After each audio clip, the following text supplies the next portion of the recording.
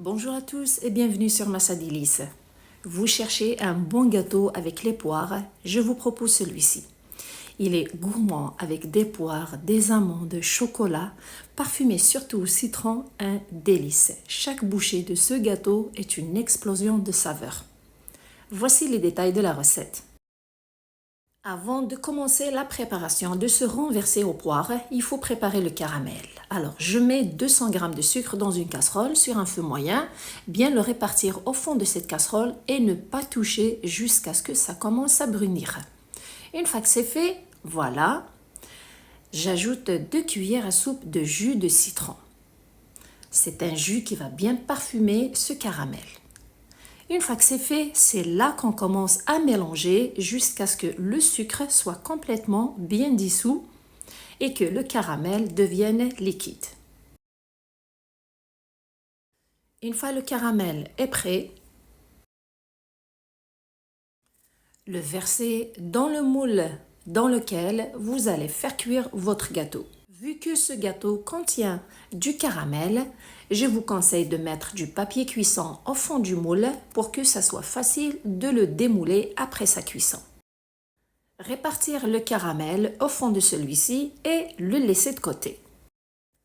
Prendre 4 poires, de préférence qu'elles soient mûres, les nettoyer et les couper en quartiers.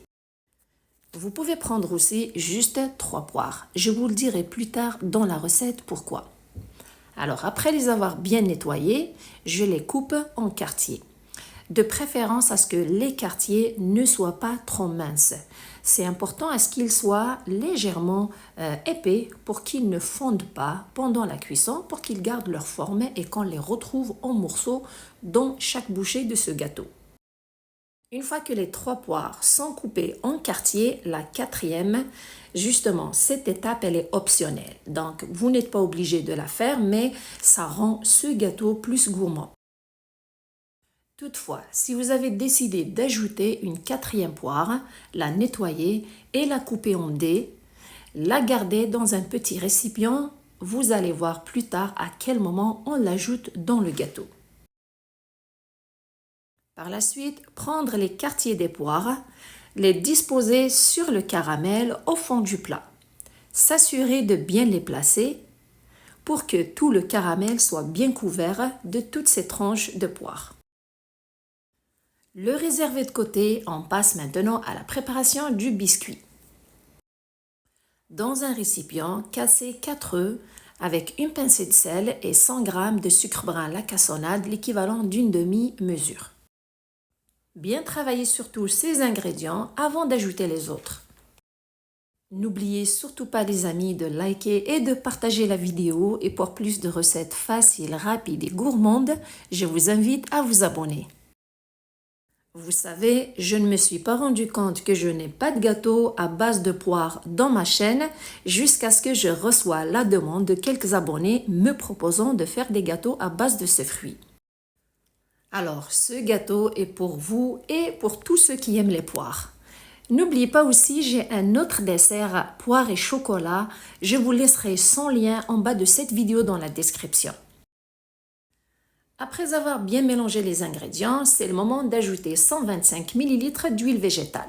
L'ajouter surtout en 2 versements tout en mélangeant bien après chaque versement. Par la suite, ajoutez 2 ingrédients qui vont rendre ce gâteau moelleux, léger et surtout humide. Un pot de yaourt parfumé à la vanille et un pot de compote de pommes de 100 g. Mélangez pour bien les incorporer au mélange et voici les ingrédients secs. Une mesure de 100 g d'amandes moulues avec une cuillère à soupe rase de levure chimique et le zeste d'un citron qui va bien parfumer ce gâteau. Travaillez avec un fouet à main pour bien mélanger les ingrédients secs avec les ingrédients liquides. Pour rehausser le parfum du citron dans ce gâteau et le rendre surtout plus moelleux et plus léger, j'ajoute 2 cuillères à soupe de jus de citron et surtout bien mélanger avant d'ajouter la farine. Une fois que c'est fait, ajoutez une mesure de farine et bien mélanger pour l'incorporer au mélange. Bien travailler pour avoir un appareil qui est homogène. Avec l'ajout de la farine, on a fini avec les ingrédients secs. Et voici la texture finale du gâteau. Avant de le verser dans le moule, j'ajoute une touche finale qui rend ce gâteau encore plus gourmand. Le mélange de chocolat et de poire est un délice. Alors j'ai pris 50 g de chocolat que j'ai râpé avec une râpe, l'ajouter dans le mélange, le mélanger. Et le mélange à gâteau est prêt, il nous reste qu'à le verser dans le moule sur les quartiers de poire. Verser et couvrir tous les morceaux de poire avec ce mélange. Une fois que c'est fait, secouez votre moule de la manière que vous voyez sur l'image pour faire rentrer le mélange à travers les morceaux de poire et pour qu'on le retrouve surtout au fond de celui-ci. Et comme touche finale, juste avant de le mettre au four, prenez la 4e poire qu'on a coupée en dés, la mettre sur le gâteau. Alors c'est une touche qui est optionnelle. Si vous n'avez pas pris de 4e poire, vous ne faites pas cette étape. Bien les placer sur le gâteau. Avant de le mettre au four, préchauffer à 180 degrés Celsius, 350 degrés Fahrenheit, le placer surtout au milieu du four et le faire cuire entre 50 minutes à 1 heure, tout dépend de votre four. Assurez-vous de sa cuisson à l'aide de la pointe d'un couteau ou d'un cure-dent. Laissez-le tiédir avant de le démouler et surtout servez-vous d'un couteau pour décoller le contour du gâteau qui risque d'être collé aux parois de votre moule à cause du caramel. Après avoir démoulé votre gâteau, vous pouvez le laisser tel quel, comme vous pouvez le décorer avec des amandes effilées comme rappel aux amandes qui se retrouvent à l'intérieur de ce gâteau.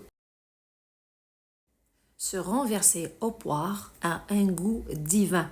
Le mélange de poire avec le chocolat, le caramel et parfumé surtout au citron est un délice. Chaque bouchée de ce gâteau est une explosion de saveurs. Même si vous n'aimez pas les poires, ce gâteau, vous allez l'adorer. J'espère que vous allez vous gâter en le préparant. Prenez soin de vous et à la prochaine!